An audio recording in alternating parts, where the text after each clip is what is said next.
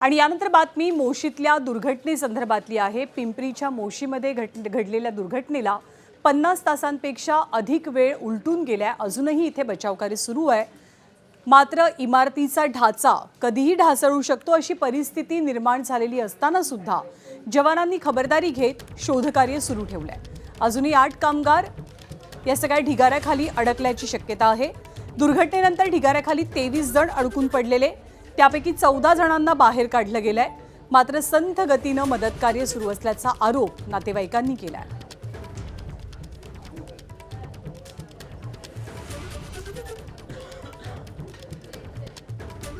तर मोशी दुर्घटनेला जवळपास 50 तास उलटले। मात्र असं असलं तरी लोकप्रतिनिधी आहेत कुठे असा संतप्त सवाल इथे अडकलेल्यांच्या नातेवाईकांनी उपस्थित केला।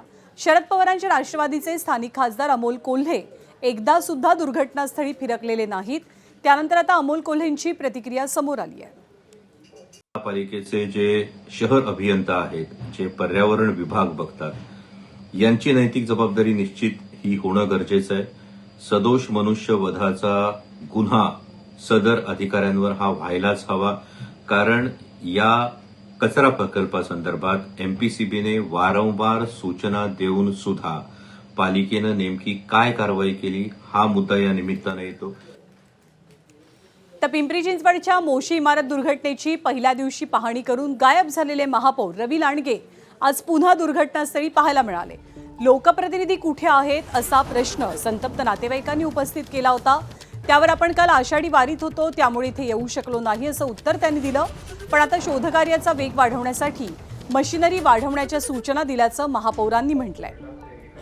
आज दिवसभरात शोधकार्य संपेल या दृष्टीनं पाठपुरावा केला जाईल असंही त्यांनी सांगितलं।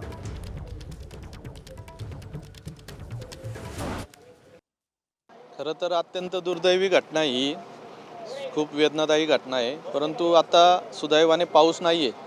आता 5 मशिनी चालू आहेत। मी अजून मशीन लावायला आता प्रशासनाला सूचना करणार आहे आणि आजच्या आज सर्व नागरिकांना बाहेर काढून आपल्या नातेवाईकांना भेटता येईल अशा पद्धतीने कार्य करण्याच्या सूचना करणार।